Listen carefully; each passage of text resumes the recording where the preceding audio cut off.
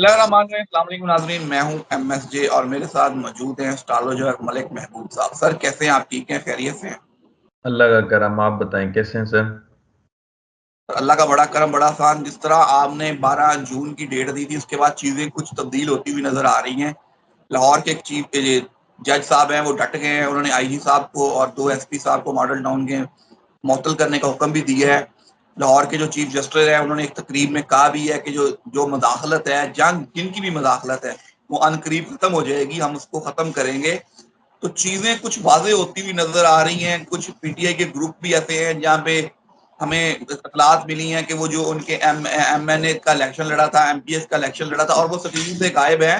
तो लोगों ने खुद से उनका एहतसाब करना शुरू कर दिया, उनको ढूंढना शुरू कर दिया, उनकी तस्वीरें वायरल कर रहे हैं। कुछ बहुत सी चीजें ऐसे हैं कि बहुत से राजों से पर्दा उठता हुआ नजर आ रहा है। कैसे देखते हैं सर, ईद के बाद कोई बड़ी कुर्बानी होने वाली है?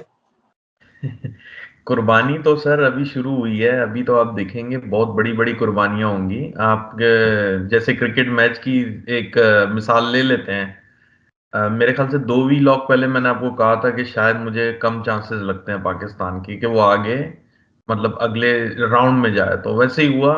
तो वो तो कुदरत ने साथ नहीं दिया समझे। तो वो बारिश हो गई, लेकिन अगर बारिश नहीं होती तो कहीं ना कहीं एक चांस बन जाता पाकिस्तान का। तो कुर्बानी तो हर जगह ही होनी है, ये तो आप देख लीजिएगा। यहाँ नहीं तो कहीं और मतलब आगे पीछे कुर्बानी होगी। ये नहीं हो सकता कि मतलब कि असली चेहरे सामने ना आए। असली चेहरे बहुत ज्यादा सामने आएंगे। जिन्होंने घपले किए हैं, 2 नंबरी की है, ये तो सामने आने वाले हैं। अलबत्ता ये है, जैसे मैंने आपको कहा था, गवर्नमेंट थोड़ा सा अभी सेटबैक की तरफ जाएगी, मतलब थोड़ा पीछे होगी। कहीं ना कहीं उनको एक सेटबैक मिलेगा। और पीटीआई को मुझे लगता है कि थोड़ा सा फेवरिज्म मिलेगी। और वो भी इनको जजेस से मिलेगी, कोर्ट से मिलेगी। ये ही चांसेस मुझे दिख रहे हैं, क्योंकि कोर्ट ही आपको एक्शन में अब दिखेगी यहां से लेके टिल नवंबर। और बहुत एक्शन में दिखेगी, छोटे मोटे एक्शन में नहीं दिखेगी। और जैसे कि मैंने आपको पहले भी कहा था, पाकिस्तान को सिर्फ पॉलिटिकल इंस्टेबिलिटी नहीं दिखती मुझे। कहीं ना कहीं इधर कुदरती आफात का और बारिशों का, सैलाब का और इस तरह के मसले मसाइल का कुछ ना कुछ सामना करना पड़ेगा। सर जिस तरह आप बात कर रहे हैं, इमरान खान साहब को हम बात कर रहे थे, रिलीफ मिल रहा था, और देख भी रहे हैं कि काफी जगह पे रिलीफ मिला है। लेकिन अब हुकूमत वही केसेस दोबारा से सुप्रीम कोर्ट में चैलेंज कर रहे हैं। साइफर का केस चैलेंज कर दिया है। वो काजी फायद ईसा साहब, जब इमरान खान ने बात की तो काजी साहब ने कहा था अभी इस पे बात ना करें, तो हो सकता है ये केस मेरे पास सुप्रीम कोर्ट में आ जाए, और केस आ गया है। उसके बाद टरयान का केस है, सीता वाइट वाला नाअहली का, वो केस भी दोबारा से चैलेंज किया जा रहा है। तो हुकूमत चाह रही है किसी न किसी तरह मजीद खान साहब को उलझाया जाए और कहीं ना कहीं उन्हें कैद में ही रखा जाए।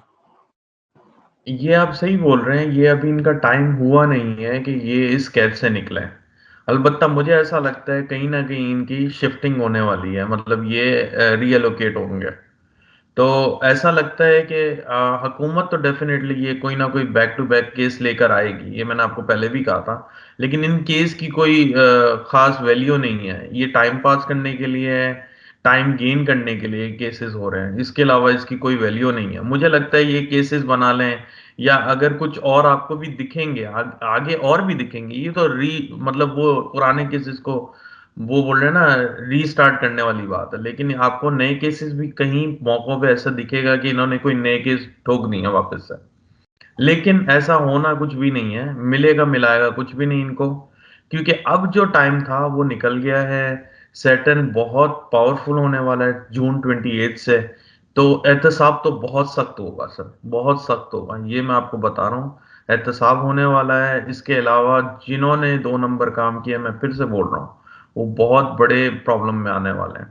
तो इन शॉर्ट, अगर मुझे नहीं पता किसने क्या किया है या किसने क्या चुराया है, किसने नहीं चुराया, लेकिन आपके सामने, हमारे सामने, सबके सामने सब चीज वाजे होने वाली है कि कौन सच्चा है, कौन झूठा है, किसने मैंडेट चुराया है, मैंडेट मिला भी है, या हम लोग बन रहे हैं पागल के हाँ नहीं मैंडेट मिला था। ये सब चीजें सामने आने वाली हैं।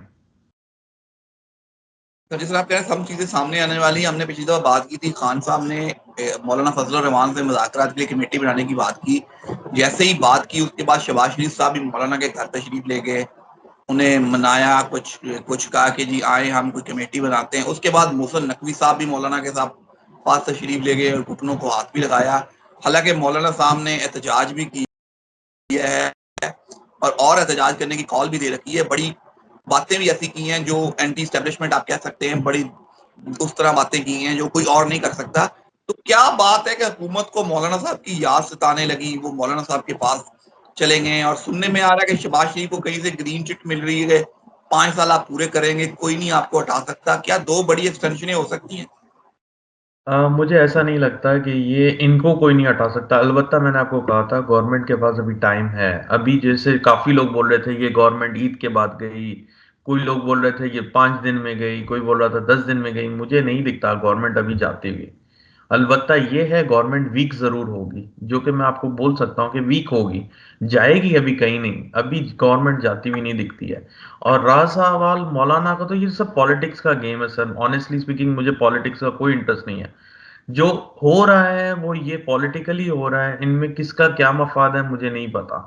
लेकिन इतना जरूर है कि जो खान साहब के साथ कोई टीम बनेगी उसमें 3 पार्टीज जरूर होंगी। खान साहब होंगे, एक मौलाना अगर है, ये होंगे, और एक और कोई पार्टी में शमूलियत इख्तियार करेगा। तो डेफिनेटली उनकी एक टीम बनेगी। तो वो मुझे दिखता है कि वो क्या टीम बनेगी, उसमें 3 पार्टियों का मतलब कोई कह सकते हैं आप कि चांस बन सकता है कि वो 3 इकट्ठे हो जाएं। सर तो बजट तो आ गया, क्या ईद के बाद महंगाई का नया तूफान नजर आ रहा है? पेट्रोल की कीमतें तो कम हुई हैं, अवाम को खुशहाली देख रहे हैं या अवाम को सड़कों पे देख रहे मुझे नहीं लगता कि ये कोई वो बोलते हैं ना कि अवाम को ठंडा करने के लिए अगर ये कुछ किया है तो ये मतलब महीने के आखिर तक ये वापस बदल जाएगा। तो ये तो आप ज्यादा बता सकते हैं कि महंगाई का क्या हालत है। मेरे से ज्यादा आपको पता होगा कि महंगाई का क्या आलम है। तो मुझे तो बज़ाहिर एस्ट्रोलॉजिकली नहीं दिखता कि महंगाई में कोई कमी आने वाली है। अलबत्ता ये जरूर है कि अवाम जरूर बाहर आएगी। ये तो मैंने आपको कहा था कि ईद से पहले नहीं तो ईद के बाद आ जाएगी। क्योंकि ये रीडिंग्स में थोड़ा बहुत फ्लेक्सिबिलिटी हमें रखनी पड़ती है, हम बिल्कुल डिट्टो नहीं बता सकते हैं, ये तो गैब का इल्म बन जाएगा फिर। तो ये तो फिर ऊपर वाले को पता है, लेकिन आगे पीछे ये सब कुछ होगा जो रीडिंग्स में आ रहा है कि आवाम सड़कों पर आएगी। हैं? सर अगर आपसे थोड़ी सी बात करूं, जून खत्म होने को है, आगे जुलाई या जुलाई के बाद अगस्त है। अब सितंबर में अमेरिका के इलेक्शन होते हैं। अमेरिका के इलेक्शन क्या मंजरनामा पाकिस्तान का भी तब्दील करेगा? इलेक्शन वैसे नवंबर में होंगे।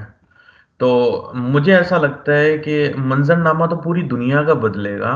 लेकिन इस वक्त जो मैंने जैसे आपको कहा था कि जो हमारे वो हैं ट्रम्प साहब, उनके लिए ये 2 महीने जरा मुश्किल है। अगर वो इन 2 महीनों में सरवाइव कर गए तो वो तो फिर एक नई हिस्ट्री बन जाएगी। तो फिर तो ये आ जाएंगे इलेक्शन में। और मेरे ख्याल से इनका कोई केस भी है 11 जुलाई को। तो कहीं ना कहीं ये बहुत इंपॉर्टेंट केस होगा। लेकिन जो सुनने में आ रहे हैं यहाँ पे वो ये बोलते हैं कि अगर केस हो भी जाएगा, ही विल बी आउट। तो कहीं ना कहीं मुझे ऐसा लगता है कि ये प्रेसिडेंशियल इलेक्शन लड़ सकते हैं। अगर ये नहीं लड़ेंगे तो इनकी जगह कोई और आ जाएगा, लेकिन मुझे उम्मीद है कि इन्हीं की पार्टी में से कोई होगा। तो जिस तरह आप कह रहे हैं इनकी पार्टी से कुछ और का, जो खबरें हमने या सहाफी दोस्तों से मिली हैं कि ट्रम्प को इतना है कि केस चलता भी रहे, सजा हो भी जाए, तो वो इलेक्शन लड़ भी सकते हैं और अमेरिका के प्रेसिडेंट बन भी सकते हैं। ये अमेरिका का कानून कहता है कि अगर हो भी जाए तो अमेरिका का इलेक्शन भी लड़ेंगे और प्रेसिडेंट भी बन सकते हैं। अगर केस तो चलता रहा तो वो ये कर सकते हैं, लेकिन अगर उनको के मतलब इलेक्शन से पहले डिस्क्वालीफाई कर दिया फिर वो नहीं लड़ सकेंगे। बिल्कुल सर, अगर डिस्क्वालीफाई कर दिया फिर मुश्किल है। अगर वो जीत जाते हैं तो दुनिया की एक तारीख रकम होगी, दुनिया का बिल्कुल मंजरनामा जरूर चेंज होगा। बिल्कुल बिल्कुल। जी सर, बहुत शुक्रिया। एंड पे कोई मैसेज हो तो जरूर शेयर कीजिए। मैसेज मेरा यही है कि काफ़ी लोग मुझसे पूछते हैं कि कोई रेमेडी बताएं। अगर आपको मुश्किलात हो रही हैं तो आप ये कर सकते हैं कि पौधे लगाएं या प्लांटिंग करें, जिसको बोलते हैं प्लांटिंग करना। तो इससे आपके बड़े मसले हल होंगे। ये एक बहुत छोटी सी आसान रेमेडी है और इससे काफ़ी लोगों के मसले हल हो जाते हैं। तो पौधे लगाने का वैसे भी एक सवाब का काम है, उसमें ये है आप हरियाली बढ़ा रहे हैं और इस तरह से आपके मसले मसाइल भी हल हो सकते हैं।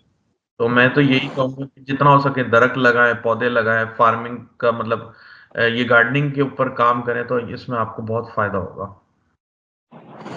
जी sir, thank you so much. Sir का बहुत अच्छा मैसेज है कि जनाब दरख्त लगाएँ। हम भी आपको कहते हैं दरख्त लगाएँ, जितने ज़्यादा लगा सकते हैं, उतने ही ज़्यादा अच्छे हैं अपने लिए, अपनी अपनी कौम के लिए और अपने आने वाले बच्चों के मुस्तकबिल के लिए। दरख्त ज़रूर लगाएँ। मुझे और महबूब साहब को दीजिए इजाज़त। अल्लाह हाफ़िज़।